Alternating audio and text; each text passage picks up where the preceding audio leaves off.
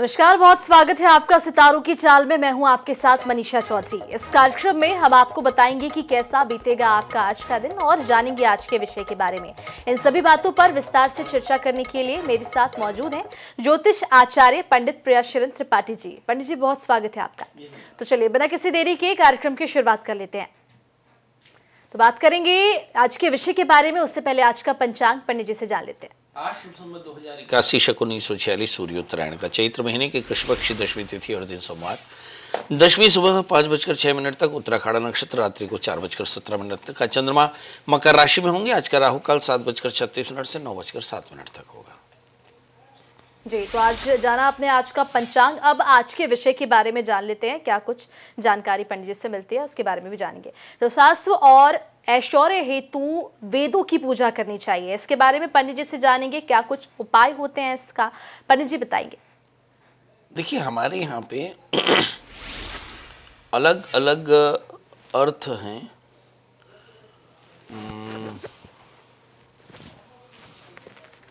एक छोटी सी बात है कि वेदों में लिखा है किरण्यवर्णाम हिरण्यं सुवर्णः रक्तस्रजं चंद्राम हिरण्यमीं लक्ष्मी जात वेदो मावाह ताम मावाह जात वेदो लक्ष्मी मनभगामिनीं यस्याम हिरण्यं विंदिं गामश्रम पुरुषाणाम।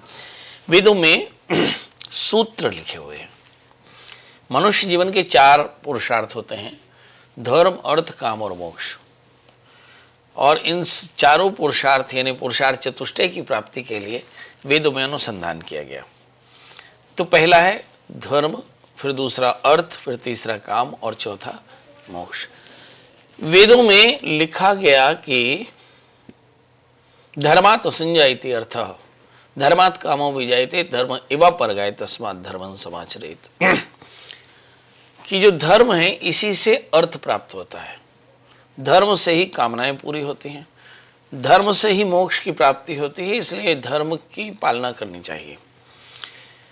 तो ये जो सूत्र जिस जगह पर लिखे वे वेद अनुकरणीय हैं और अनुकरणीय होने के बाद में फिर वो पूज्य हैं। हमारे हिंदुस्तान में थोड़ी सी गड़बड़ है मनीषा जी, जिसका मैं थोड़ा विरोध करता हूँ। वेद ज्ञान का भंडार है और इसमें जितने श्लोक लिखे हैं करीब 80% श्लोक कर्मकांड के हैं, 20% श्लोक, 20,000 श्लोक के आसपास में कोई ज्ञान कांड के हैं। तो इस लिहाज से अगर मैं देखूं तो वेदों में बहुत कुछ लिखा उसमें समृद्धि, शांति का विधान भी लिखा कि कैसे हम अपने जीवन को शांत तरीके से, समृद्ध तरीके से जी सकते हैं। उन्हें सूत्र लिखा कि हमें धर्म से धन को अर्जित करना चाहिए। जो धन अर्थ धर्म से अर्जित किया जाता है वही केवल अर्थ होता है, अन्यथा सारा का सारा अनर्थ होता है। जो धर्म से कामनाएं पूरी होती हैं वही कामनाएं हैं। इसके अलावा सारी की सारी कामनाएं नाश का कारण बनती हैं और धर्म से ही मोक्ष की प्राप्ति होती है। इसलिए धर्म की पालना करो। और फिर आगे धर्म बताया कि धर्म के जो 10 लक्षण हैं।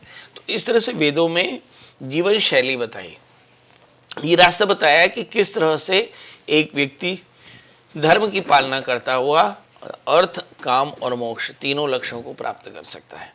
तो इस तरह से ज्ञान का वो संचय है और इसलिए हम वेदों को पढ़ते हैं, वेदों को गुनते हैं और फिर वेदों की पूजा करते हैं।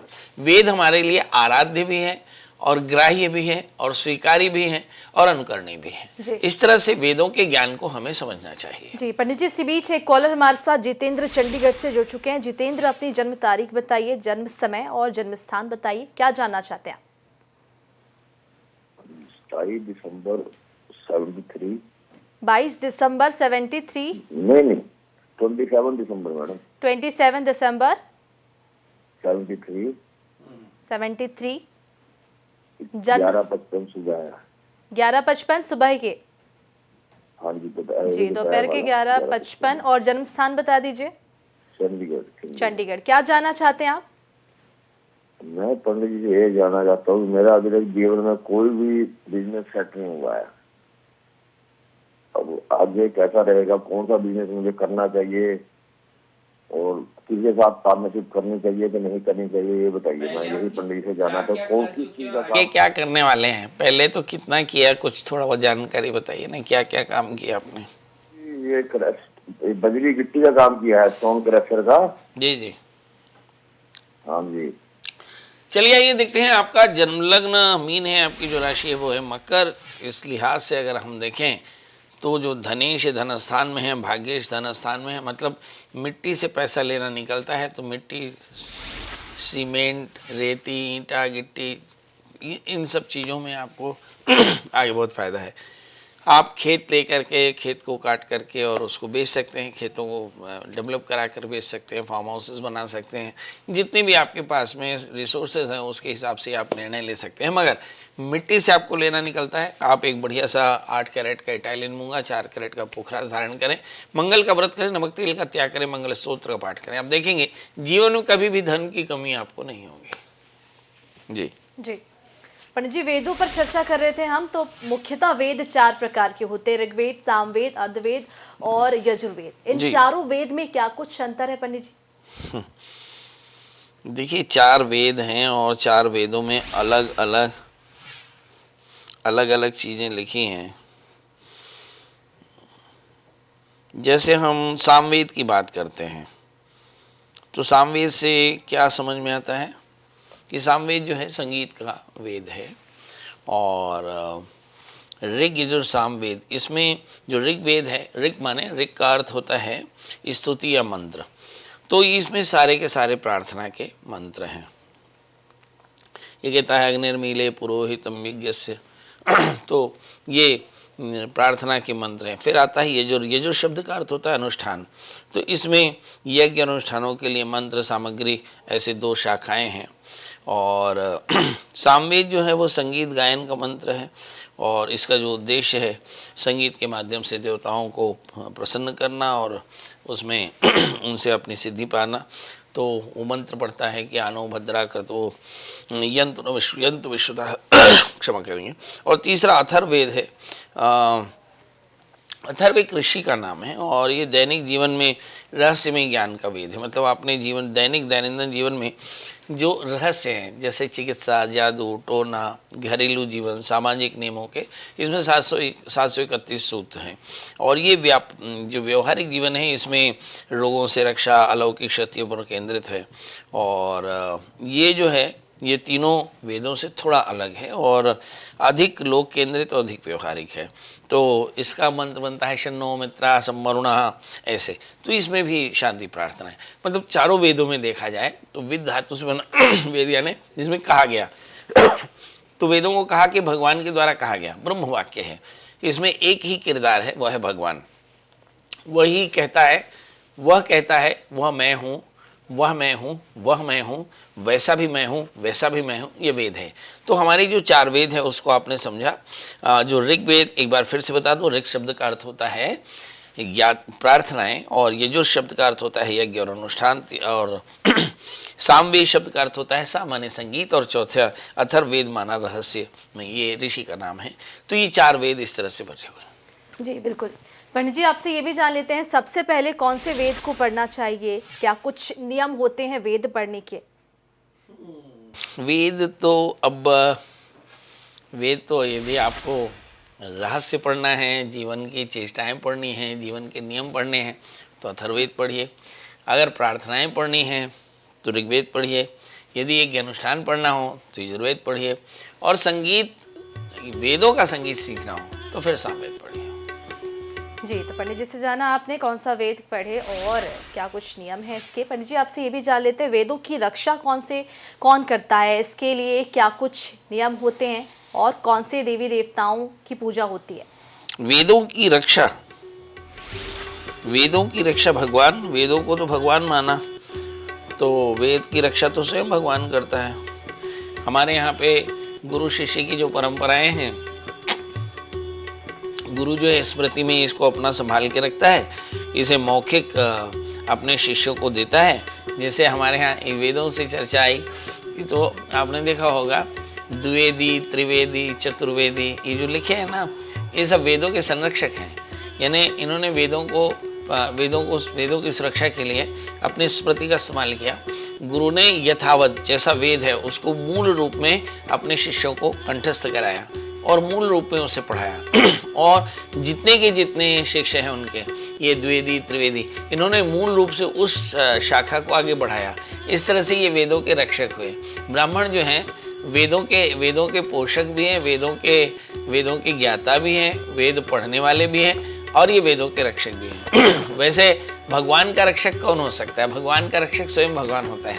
वेद को ब्रह्म माना, ऐसी स्थिति में भगवान स्वयं वेदों की रक्षा करते हैं, इसमें कहीं कोई शक नहीं। मगर सर्वं खलु इदं ब्रह्म, तो भगवान आप में हैं, भगवान मुझ में हैं। तो इस तरह से हम सब जो हैं वो वेदों के ज्ञान को संभाल कर रखते हैं। जी पंडित जी, ये भी जानना चाहूंगी आपसे कि स्वास्थ्य और ऐश्वर्य हेतु वेदों की किस तरह से पूजा करनी चाहिए, इसके क्या कुछ नियम होने चाहिए? स्वास्थ्य और ऐश्वर्य हेतु वेदों की पूजा, मुझे ऐसा लगता है कि हमारे यहाँ, जैसे मैंने कहा कि जो हमारे यहाँ अथर्ववेद है वो इसी के लिए है। स्वास्थ्य और क्या बोला आपने?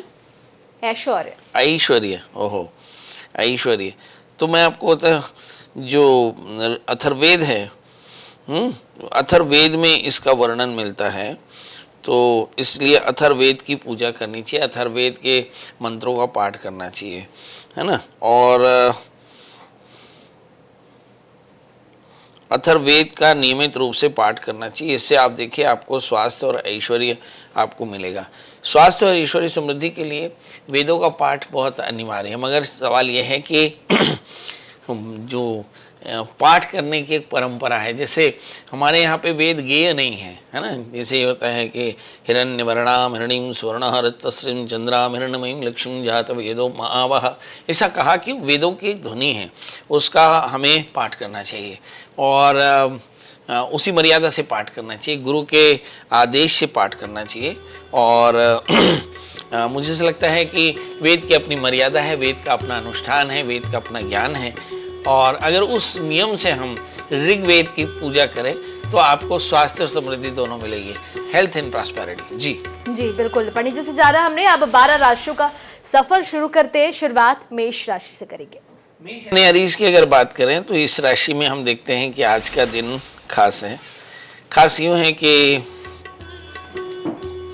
शनि इस समय 11वें स्थान में बैठे हैं, एज इट इज, तो आय की स्थिति बढ़िया रहेगी। 12वें स्थान में सूर्य बुध शुक्र राहु है।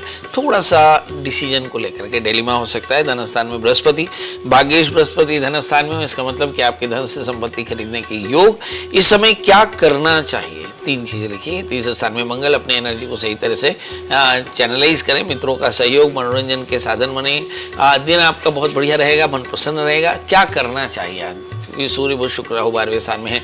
हनुमान जी की उपासना करें। कहते हैं कि नासै रोग हरे सब पीरा, जपत निरंतर हनुमत वीरा। और साथ में मसूर की दाल गुड़ का दान करें तो आज का दिन बेहतर रहेगा। अब बात कर लेते हैं दोस्तों वृषभ यानी टॉरस की। इस राशि में हम देखें कि लग्न में बृहस्पति बैठे। बृहस्पति का काम पढ़ना पढ़ाना, तो आज का दिन अध्ययन राजनीति में सफलता हो सकती है। यदि आप होटल व्यवसाय से लगे हैं तो ये आपके लिए काफी फायदेमंद रहेगा। वाणी का संयम आपके लिए ठीक नहीं रहेगा, क्योंकि दूसरे स्थान में मंगल बैठे हैं। अपने छोटों को सहयोग करें। और क्या करें? देखिए कि इस समय हम देखते हैं कि शनि आपके 10वें स्थान में है। जो जितने भी कलीग्स हैं, उनके एसोसिएट्स के साथ में आपके रिलेशन, इवन आपके लाइफ पार्टनर के साथ में भी थोड़ी सी डिस्टर्बेंस की संभावनाएं बन सकती है। चंद्रमा 8वें स्थान में, मूड बिल्कुल खराब है, इसलिए अपनी वाणी पर संयम रखने की जरूरत। क्या करें जिससे आज का दिन बेहतर हो? चंद्रमा चूंकि 8वें स्थान में है, इसलिए चंद्रमा की प्रीता के लिए चंद्रमा के मंत्र जाप करें, काली चीजों का दान करें, काले तिल काले उड़द का दान करें, तो आज का दिन बेहतर होगा। बात कर लेते हैं दोस्तों मिथुन यानी जमनाई की। इस राशि पर हम देखें कि लग्न में मंगल पड़े हुए हैं। लग्नस्थ मंगल हो तो आप काफी ज्यादा अग्रेसिव होते हैं।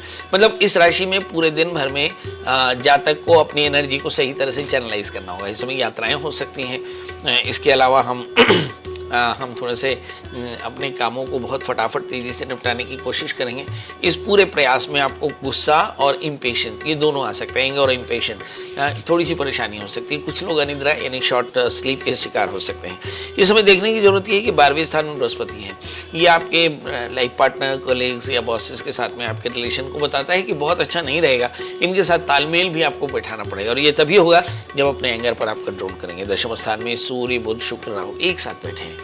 मतलब यहाँ ऐसा कह सकते हैं कि वर्क प्लेस में आपको काफ़ी ज़्यादा इनोवेटिव रहना होगा। 7वें स्थान में चंद्रमा, कुछ लोगों के लव लाइफ की शुरुआत भी हो सकती है। सवाल यह है कि कुछ चीज़ें जो खराब है उसके लिए कैसे बेहतर करें, खासकर जैसे बृहस्पति। तो हनुमान जी का, हम ऐसे ही बोलते हैं कि हनुमान जी तो गुरु भी हैं, तो हनुमान जी की उपासना करें, हनुमान चालीसा का पाठ करें, गुड़ गेहूँ का दान करें, इन्हें पंजीरी का दान करें तो आज का दिन बेहतर। अब बात कर लेते हैं दोस्तों करके नहीं कैंसर। इस राशि में हम देखें कि लग्न चंद्रमा 6ठे स्थान में, स्वास्थ्य को लेकर के थोड़ी चिंता हो सकती है। कुछ लोग स्थान परिवर्तन के लिए एक्साइटेड रहेंगे, कुछ लोग फाइनेंस को मैनेज करने के लिए पूरे दिन में व्यस्त रहने वाले हैं।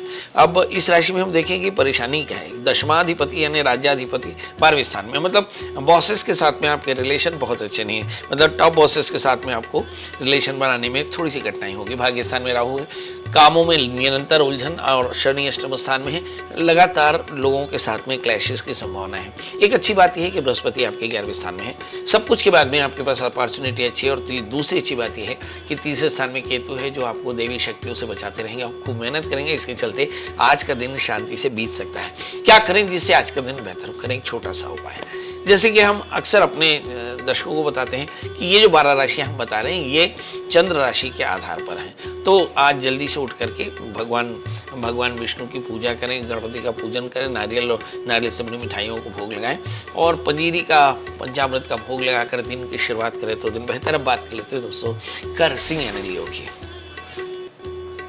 इस राशि में हम देखें कि क्या खास है। अब देखिए कि लग्नाधिपति सूर्य राहु के साथ में बैठे हैं 8वें स्थान में। इसका मतलब क्या हुआ कि 8वां स्थान डिस्प्यूट्स का है, माइजरीज का है। 7वें स्थान में शनि है, दोस्त आपको साथ मिलेंगे मगर डिस्प्यूट और विवादों से अपने आप को बचाकर चलना होगा। यहाँ देखने की बात यह है 5वें स्थान में चंद्रमा है, द्वादशाधिपति और चंद्रमा पंचम स्थान में हो तो काम को लेकर काफी भगदड़ रहती है, उलझने लगातार बनी रहती हैं। 11वें स्थान में मंगल है, यस मंगल जो है वो भाग्याधिपति होकर के 11वें स्थान में, तो मुझे ऐसा लगता है कि एनर्जी बहुत अच्छी है और अपॉर्चुनिटीज हैं आपके पास में और इससे आप बहुत अच्छा फायदा कर सकते हैं। यहाँ पर दशम स्थान में बृहस्पति है, केंद्र में बृहस्पति हो तो जिंदगी में कोई बहुत बमचक नहीं होती, मगर फिर भी सूर्य बुध शुक्र राहु आपके 8वें स्थान में बैठकर काफी ज्यादा परेशानी पैदा कर रहे हैं। करना क्या चाहिए? तो इस राशि वाले जातकों के लिए नंबर 1, कुछ लोग यात्राएं कर सकते हैं, कुछ लोग शॉपिंग कर सकते हैं और कुछ लोग अपने जीवन को शांत रखने के लिए भगवान शिव का अभिषेक करें, अब खीर बनाएं, कन्याओं को भोग लगाएं, भगवान शिव को भोग लगाएं और फिर दिन की शुरुआत करें तो दिन बेहतर। अब बात कर लेते हैं दोस्तों कन्या यानी वर्ग यानी मेरी राशि। इस राशि में लग्न में केतु बैठे हैं, 7वें स्थान में राहु, तो भागीदारों से लाभ मगर भागीदारों से हानि की संभावनाएं भी हो सकती है। योजना और रणनीति पर बहुत ध्यान से काम करें। लाइफ पार्टनर से विवाद की संभावना है क्योंकि इस राहु 7वें स्थान में है। इस समय हम देखें कि जो सूर्य बुध शुक्र राहु 7वें स्थान में है, ये आपके एसोसिएटेड लाइफ को काफी ज्यादा कॉन्फ्लिक्ट दे सकते हैं। 6ठे स्थान में शनि, ऋण रोग व्याधि शत्रुता काफी बिगड़ती नजर आ रही है।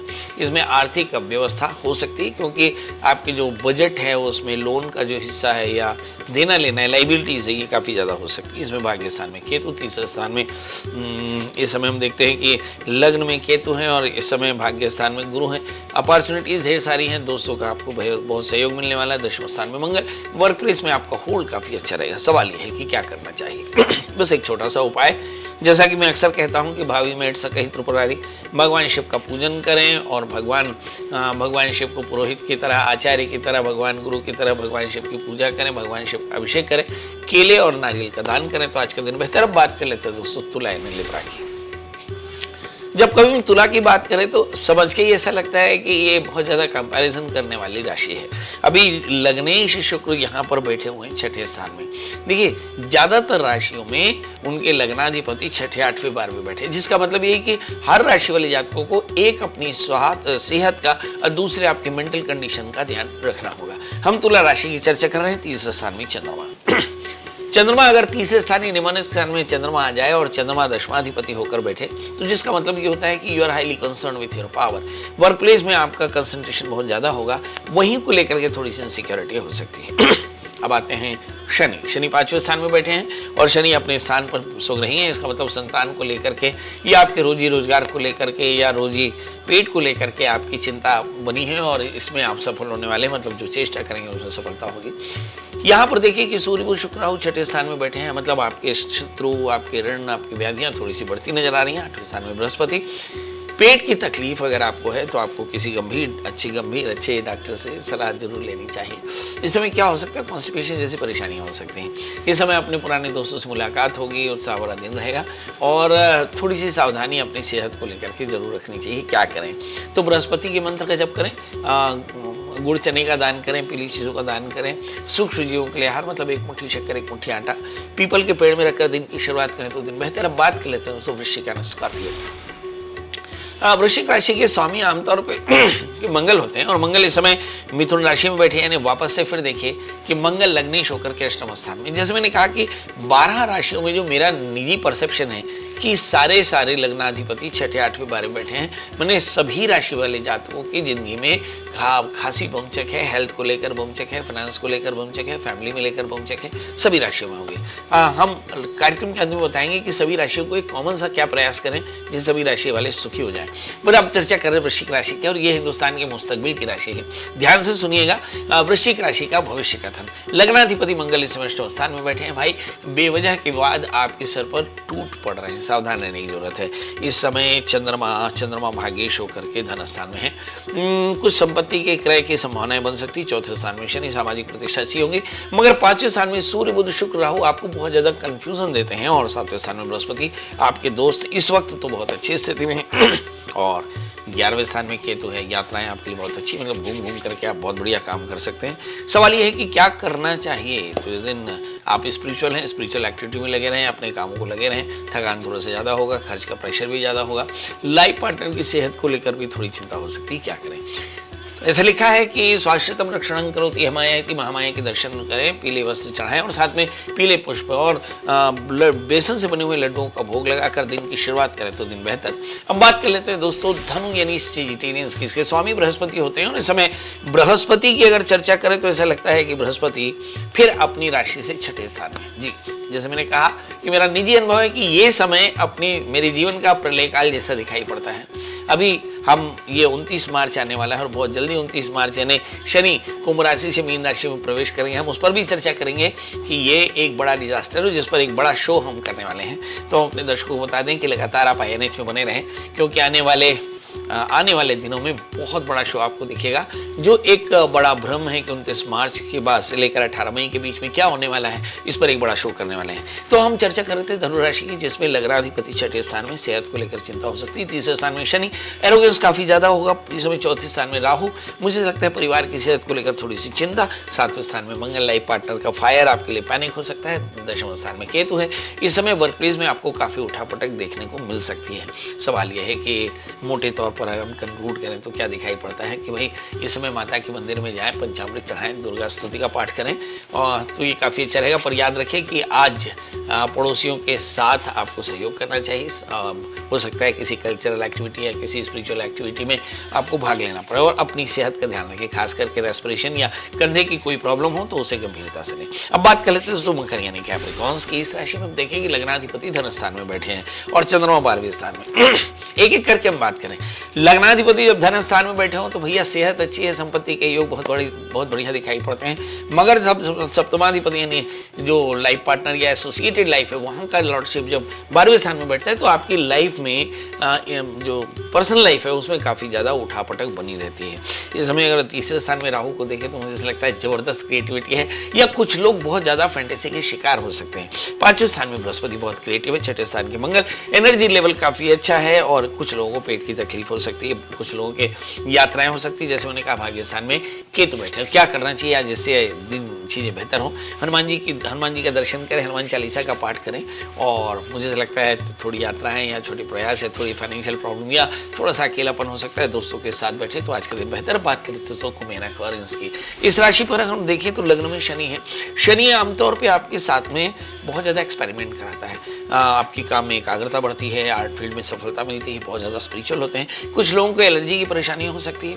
इस राशि में हम देखें कि जो राहु है और दूसरे स्थान में केतु 8वें स्थान में, इन्हें शॉर्ट टर्म इन्वेस्टमेंट में बड़ा बवाल हो सकता है। इस समय वैसे भी शेयर स्टॉक्स M6 में काफ़ी ज़्यादा ये मार्केट वोलेटाइल है, तो मुझे ऐसा लगता है कि सावधानी से आप डेली ट्रेड करें या डेली ट्रेड ना करें तो ज़्यादा अच्छा रहेगा। जैसे मैंने कहा कि चीज़ें तो काफ़ी आपके लिए बेहतर हो सकती हैं, मगर 8वें स्थान का केतु बताता है कि यात्राएँ आप आपके लिए बहुत बेहतर नहीं है। और चौथे स्थान में बृहस्पति, पारिवारिक कलह से अपने आप को दूर रखें। पांचवें स्थान में मंगल, संतान को लेकर के कुछ बड़ा निर्णय आपको करना पड़ सकता है। यहाँ पर देखिए कि 11वें स्थान में चंद्रमा पड़े हैं। चंद्रमा, रोगी शुक्र 11वें स्थान में, या फिर रूटीन में आप अपने काम को रेनोवेट करना चाहते हैं, उसके लिए आपको लोन लेना पड़ेगा, पर लोन आप अपनी बजट की सीमा में लें। सवाल यह है कि आज क्या करें जिससे आज का दिन बेहतर हो जाए।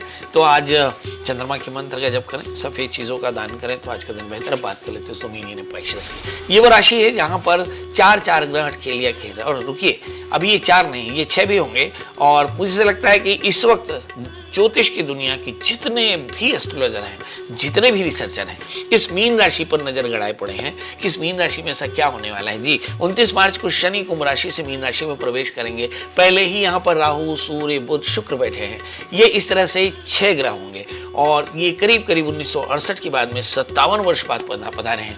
तो मुझे ऐसा लगता है कि कुछ बवाल भी मचेगा। यानी मीन राशि वाले जातकों के जीवन में थोड़ी सी ज्यादा सावधानी की जरूरत है। चलिए देखते हैं कि जब लग्न में सूर्य, बुध, शुक्र, राहु तो क्या हो। सेहत का ध्यान रखें, बहुत ज़्यादा क्रिएटिव रहें, बहुत ज़्यादा एरोगेंट बिल्कुल ना रहें, उलझनों से लगातार लड़ते रहें। एक अच्छी बात यह है कि आपके तीसरे स्थान में बृहस्पति, माइंड की कंडीशन बहुत अच्छी है। यहाँ पर देखिए मंगल चौथे स्थान में, सामाजिक प्रतिष्ठा आपकी बेहतर है, मगर कुछ चीज़ें बहुत अच्छी नहीं है। जैसे शनि 12वें स्थान में, खर्च बहुत ज़्यादा है, नींद थोड़ी सी कम है, और लग्न में राहु होने के कारण कामों में उलझन है। अब सवाल ये क्या करना चाहिए। का भावी मेट कहीं त्रिपुरारी भगवान शिव की शरणागति में रहे तो काफी अच्छा रहेगा। तो जाना आपने पंडित जी से 12 राशियों का राशिफल और आज के विषय के बारे में। पंडित जी ने जो कुछ भी उपाय बताए हैं उसका पालन कीजिए और अपना आज का दिन बेहतर बनाइए। हमारे साथ जुड़ने के लिए पंडित जी बहुत शुक्रिया आपका। और इसी के साथ आज के इस कार्यक्रम में इतना ही। कल फिर एक नए विषय के साथ आपसे रूबरू होंगे। तब तक के लिए नमस्कार।